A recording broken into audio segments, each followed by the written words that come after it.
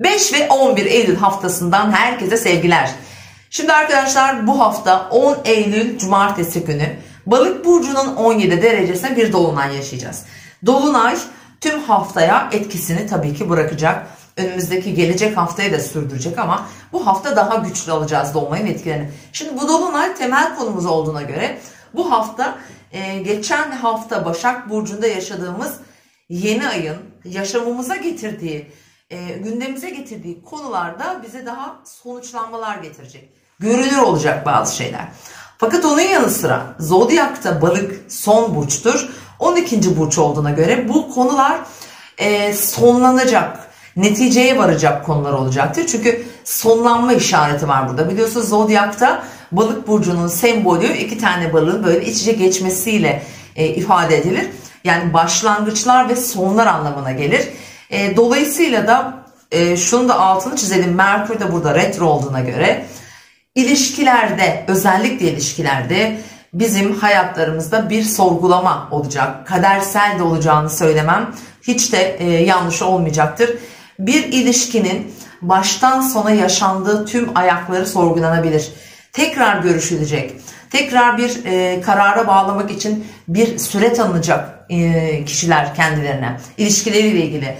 Ve onun yanı sıra mesela neyle ilgili olacak daha fazla? Mesela geçmişte yaşanmış bazı hadiseler var.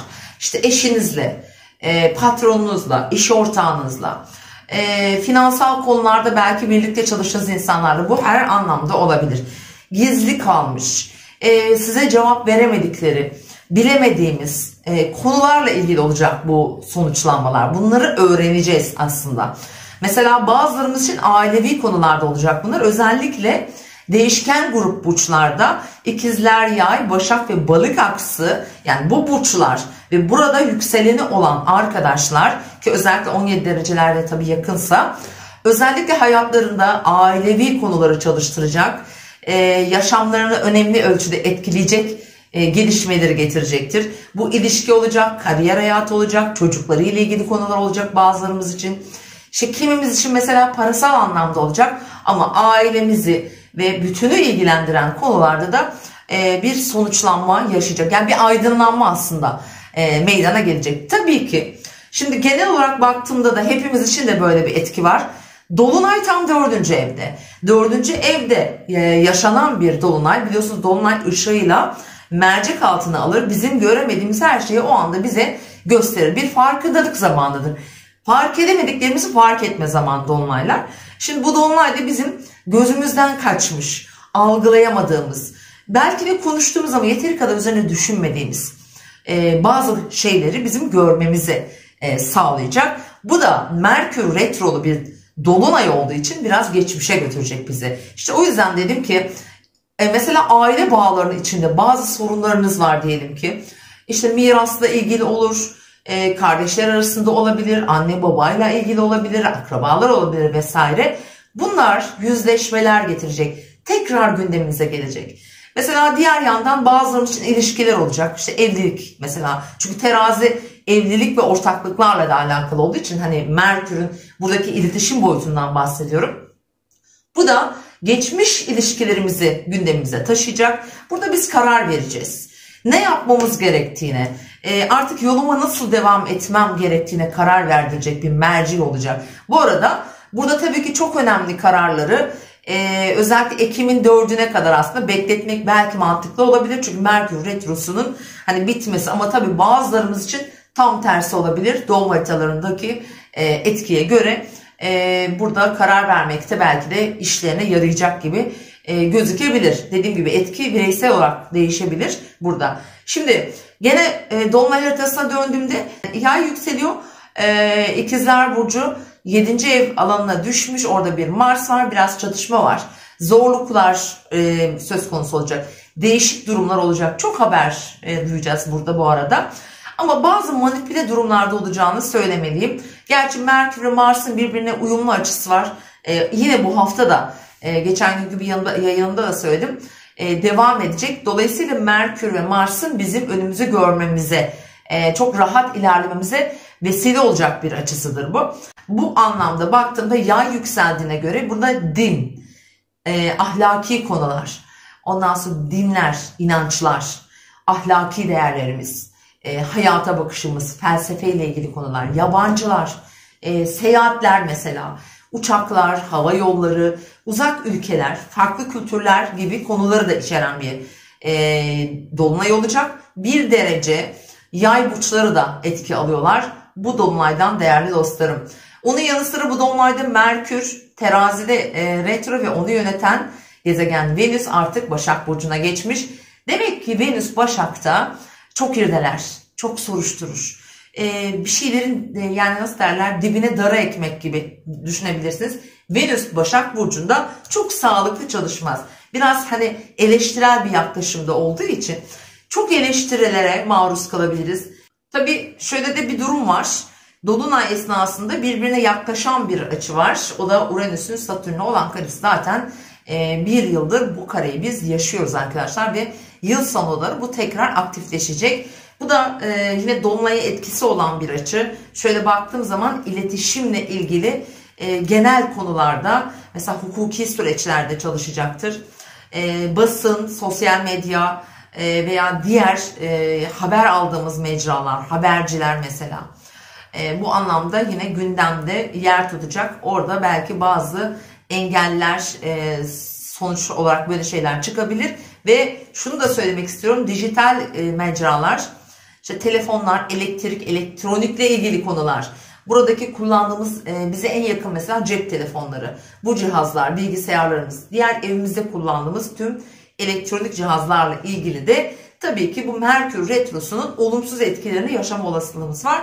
Özellikle bu süreç içerisinde yani 8 Eylül ve 4 Ekim arasında böyle alışverişler yapmazsak hani daha mantıklı olabilir. Bazılarımız için faydalı olabilir ama genele baktığımızda pişmanlıklar olabilir, yanlışlıklar olabilir. İşte çok uzun vadede sıkıntılı durumlar çıkartabilir. Oraya dikkat etmekte yarar var diyorum. Şimdi tekrar Dolunay ile ilgili önemli bir bilgi daha vereceğim arkadaşlar. Güneş tam MC'ye yerleşmiş.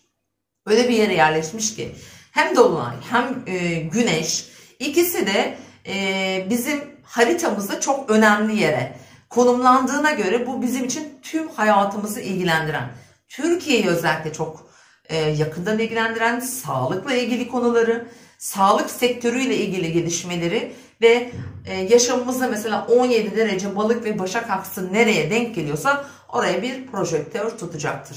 Diyelim ki yükseleniniz boğa ve 5. evinizde bir şey var, dolunay var. Yani Başak Burcu'nda bir güneş 5. evinizde ve sosyal alanınızda da ay yani dolunay 5 ve 11 aksınızda gerçekleşiyor. Bu ilişkilerinizle ilgili konularda size bazı sonuçlanmalar getirecek. Özel hayatınız, para, finansla ilgili konular, sosyal çevreniz, birlikte bir şeyler paylaştığınız arkadaşlarınız veya oradaki görünürlüğünüz diyelim ve çocuklar tabii ki. Bu aks yani bu mantıkta mesela özellikle toprak grupları için olumlu etkileyecek, olumlu yerleşimlerdi çünkü onlar için. Şimdi ben diğer tüm burç gruplarının nasıl etki aldığını hemen sizlere sıralayacağım kıymetli dostlarım.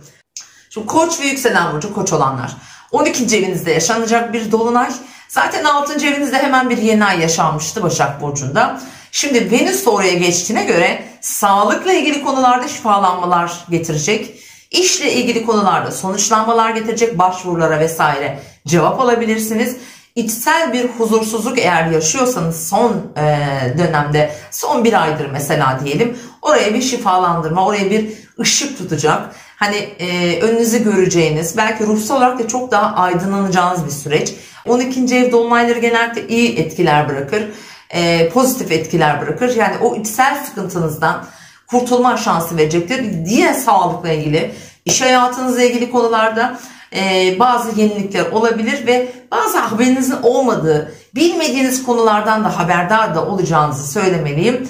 Yeni ay Balık burcunda ve yönetici gezegeni Jüpiter sizin burcunuzda yani Koç burcunda her halükarda size mutlu edecek, sonuç olarak sizi sevindirecek sonuçlar getireceğini ve konu ve gündemleri istediğiniz gibi yönetebilme imkanı verecek size sevgili koçlar. Boğalara geldiğimde, boğalar ve yükselen burcu boğalanlar. Evet, biraz önce de dediğim gibi bu aslında dolunayın en şanslılarından bir tanesi sizsiniz. 11. evinizde bir dolunay. Başak Burcu'ndaki yeni ay 5. evinizde doğmuştu. Tabi doğum haritalarına göre bunlar değişecektir. Orada bir yeni ilişki başladıysa, yeni bir tanışma olduysa veya belki de aile ile ilgili konularda yaşamınızı ilgilendiren diğer aile bireyleri belki de gündeminizde oldu. Ve şimdi sonuçlanma zamanı. Bir toplum içine karışıyorsunuz. Kalabalıklar içerisinde birçok insanla görüşme şansı verecek bu dolunay size. Yeni tanışmalar da olabilir. Eski dostlarınız, eskiden tanıdığınız insanlarla da bir takım böyle ilişkiler içinde olacaksınız. Sevineceksiniz, işinize yarayacak. Ruhsal olarak hem şanslı hem de ruhsal olarak çok iyi gelecek bir dolunay. Destek veriyor, size destek veriyor. Çünkü yönetici gezegeniniz Venüs de artık Başak Burcu'na girdiğine göre burada geçmişteki ilişkilerinizden size haberler de taşıyacak. Çocuklarınızla ilgili konularda aranızı düzeltecek güzel etkiler verebilir, şifalar verebilir. Yani parasal konularda da yine boğa burçlarını özellikle olumlu yönde etkileyecek bir sürece işaret ediyor. En şanslı dediğim gibi burçlardan bir tanesiniz. Evet, ikizlere geldiğimizde ikizler ve yükselen burcu ikizler olan dostlar. Değişken grup burç olduğunuz için tabii köşe noktaları önemli. Kariyer evinizde bir dolunay. Yaşamınızda işle ilgili konuları belki daha çok öne taşıyacak. Çalışıyorsanız eğer mesleki konular, ticari konular, iş değişimleri, terfiler olabilir mesela hayatınızda. Aileyi ilgilendiren konular olabilir. Şimdi Başak yeni ayı tam evin yani 4. evinizde doğdu. Bir mesela ev alma, kiralama, taşınma, anne baba ile ilgili konular, bunlar varsa, yeni iş değişikliği varsa işte bunların sonuçlarını göreceğimiz bir dolunay. Hafta boyunca da bunun etkilerini taşıyacak ve göreceksiniz. Venüs de buraya geçtiği için özellikle aslında burada size bence destek olacağını söyleyebilirim. Sevgili ikizler, bu arada yönetici gezegeniniz tabii ki Merkür burada retroya başlamış bulunmakta ve hava grubunda olduğu için bence geçmişte kalan bazı mesela seyahatler olabilir, bu iş anlaşmaları olabilir, hukuki süreçler olabilir. Bunlarla ilgili bir takım gelişmeler, haberler taşıyacak size ve buna göre de siz karar vereceksiniz.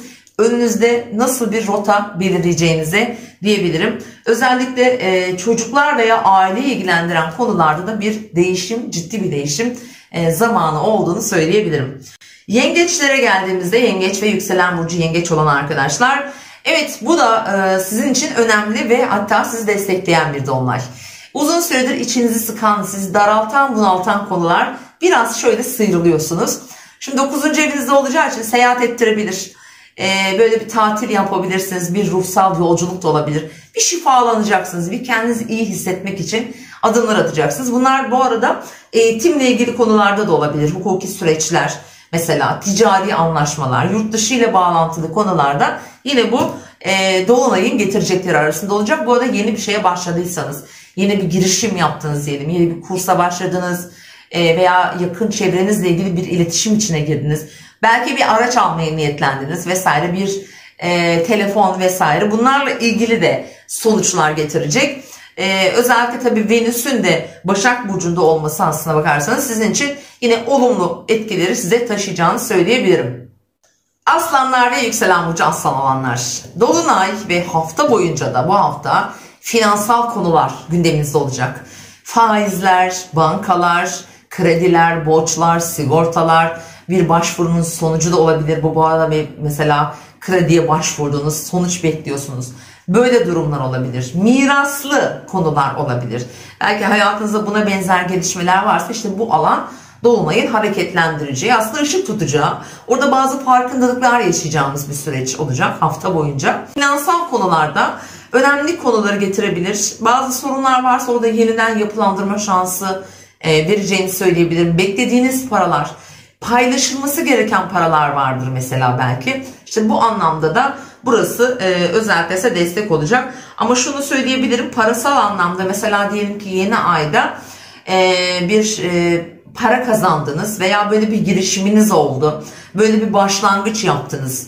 Bir iş anlaşması olabilir ya da yeni bir işe girdiniz vesaire. Burada almanız gereken, hak ettiğiniz aslında cevabı diyelim bu dolunay haftasında Başak ve yükselen burcu. Başak olan arkadaşlar Tabii ki dolunay direkt sizi etkiliyor.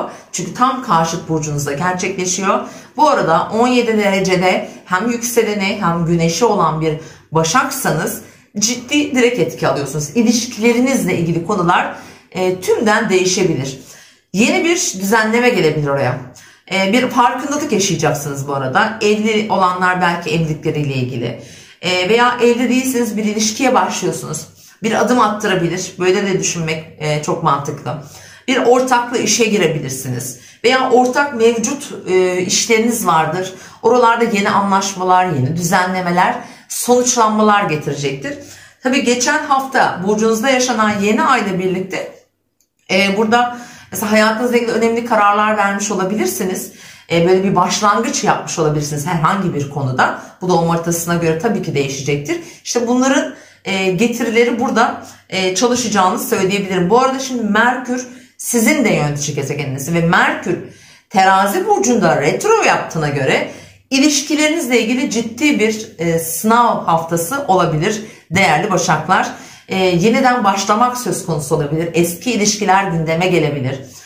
Bu ilişki dediğimde tüm ilişkiler, sosyal hayatınız, özel hayatınız, iş ilişkileri, bunu siz kendi doğum haritanıza göre yorumlayabilirsiniz. Ama bir geçmişle bağlantı, tekrar bir köprü kurulduğunu söyleyebilirim. Bu parasal anlamda da olma ihtimali çok yüksek. Umarım güzel sonuçlanmalar, hayatınızı olumlu yönde etkileyecek sonuçlanmalar alırsınız. Teraziler ve yükselen burcu terazi olan dostlar. Şimdi dolunay 6. evinizde bu hafta boyunca en çok gündeminizde olacak konular iş, çalışıyorsanız, sağlık, sağlığınızla ilgili gelişmeler, evcil hayvanlarınız olabilir varsa eğer. Günlük rutinleriniz, mesela günlük hayatınızda hiçbir şey yapmıyor bile olsanız hayatınızı düzenlemek, evinizi düzenlemek, orada yenilikler yapmak, bazı şeyleri ayıklamak, bırakmak, vazgeçmek, yer değişiklikleri, yani eski ile yeni yerine biraz eşyalar mesela olabilir bunlar. Bu da tabii ki düşünce ve fikirlerimiz için de bunu kullanabiliriz. Mesela bir zayıflama programı kesinlikle çok güzel çalışacaktır burada. Terapi alabilirsiniz. Buna benzer konular olması çok muhtemel. İşle ilgili girişimleri olanlar için bir iş başlangıcı veya bir cevap alma, sonuç gelmesi çok muhtemel gözüküyor. Burada önemli olan şimdi Merkür Terazi burcunda, sizin burcunuzda. Biraz gizlilikle ilgili konular. Benim soruya geçti. Bazı gizli ilişkiler diyelim. Sizden mesela saklanmış konular, bunların da ortaya çıkması muhtemel olacak. Kadınlarla ilgili konular, kadın figürlerle olan ilişkilerinizde bir takım mesela iş yerindeki arkadaşlarınız olabilir. İşte aile içindeki bazı kadın figürler, kız kardeşiniz vesaire. Bunlarla ilgili bazı anlaşmazlıklar varsa bunları da tekrar masaya yatıracak bir gündem olacaktır. Özellikle iş yerinde çalışıyorsanız bu anlaşmazlık yaşadığınız kişilerle bir orta yolu bulma belki fırsatı verecektir. Tekrar sağlığa döndüğümde ise sağlıkla ilgili bana kalırsa önemli ve tatlı gelişmeler olabilir. Dediğim gibi zayıflama planı, programı yapan bir terazi için muazzam bir zaman diliyorum. Kullanırsınız ve faydasını görürsünüz.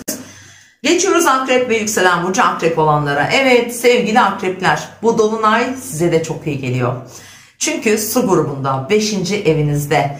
5. evde gerçekleşen dolunaylar genellikle daha mutlu, daha olumlu sonuçlar getirir. Öncelikle tabii ki genç arkadaşlar kesinlikle bir aşk hikayesi getireceğini söyleyebilirim. Veya mevcut ilişkinizde mesela daha farklı şartlar oluşturabilir. Sizi mutlu edecek şartlar olur. Biraz daha gezecek, eğlenecek, belki hayatın daha keyifli yönlerini göreceğiniz bir hafta olacak sizin için. Tabii ki Mars yönetici gezegeniniz İkizler Burcu'nda olduğuna göre bu genel olarak şöyle etki de verebilir sizlere. Tam bir 150'lik yapıyor. Sosyal çevrenizle olan ilişkilerinizde tekrar bir güncelleme yapabilirsiniz. Maddi konular, finans piyasalarıyla mesela ilgileniyorsanız orası da yine önemli derecede mesela çalışabilir. Ve Başak Burcu'nda yaşadığınız mesela yeni ay 11. evinizde doğmuştu. Yeni tanıştığınız insanlar, sosyal çevreniz, arkadaşlarınızla ilgili gelişmeleri de, yaşanan gelişmeleri de sonuçlandıracak. Çocuklarla olan diyalogları, çocukları olabilir, torunları olabilir, çocuklarının özel hayatı, eğitimle ilgili konular vesaire, oradaki problemleri daha görünür hale getirecek. Konuşmak, aslında bir sorunu çözmenin yarısı. Daha sonrasında kendiliğinden de o mevcut sorun aslında çözülür. Çünkü yeter ki konuşuluyor olsun, ortaya çıksın diyorum. Yaylara geçiyoruz. Yay ve yükselen burcu yay olan arkadaşlar, tabii ki yine değişken grup burcu olduğunuz için 4. evinizde bir dolunay. Birçok yay ve yükselen burcu yay olan arkadaşlar taşınıyorlar. Evet, iş değiştirebilirsiniz. Ondan sonra yerinizle birlikte taşındığınız yerle iş arasındaki mesafeye göre belki orada komple bir değişiklik yapma fırsatı olabilir. Miras olabilir. Ebeveynleri ilgilendiren gelişmeler veya biraz düşüncelerinizde de, hayata bakışınızda tüm ruhsal olarak da bazı değişimler, farkındalıklar getirecektir. 4. ev genellikle dolunayları tüm yaşamımıza etki eden farkındalıklar getirecektir. Bunlar belki ailenizle olan ilişkileriniz, dediğim gibi belki birlikte oturuyorsunuz, ayrılacaksınız veya tam tersi ayrı oturuyorsunuz, ebeveynlerinizle oturmaya karar vereceksiniz gibi sonuçlar getirebilir. Önemli olacağını söyleyebilirim. Bu arada sosyal platformlarda önemli kişilerle mesela tekrar bir yere geliyorsunuz, eski bir arkadaşınızla tekrar bir bağ kurabilir. Misafirlik mesela durumu olabilir. Çok hoşunuza giden telefonlar alabilirsiniz sevgili dostlar. Özellikle işinizi ilgilendiren konular, eğer çalışıyorsanız, çalışmıyorsanız dediğim gibi hayatımızın tümünü ilgilendiren alanlarda gelişmeler bekleyebilirsiniz. Ama en çok evinizi ilgilendiren, ailenizi ilgilendiren gündemler bu haftanın konusu olacak. Oğlak ve yükselen burcu Oğlak olan kıymetli dostlar, Dolunay 3. evinizde ve 5 ve 11 Ağustos haftasının temel konusu aslında yakın çevreniz, eğitim, öğrenim, dijital konular, belki bazı alışverişler, cep telefonları, araçlar, böyle elektrik, elektronikle ilgili konular. Buralar da gündemde olacaktır. Toprak grubunda ve sizi destekleyen bir pozisyonda. Dolayısıyla da özellikle bu alanda yeni girişilen işlerde, yeni başlangıçlarda güzel sonuçlar getirebilir ki bunlar belki daha fazla aşk ve ilişkileri de bağlayabilir.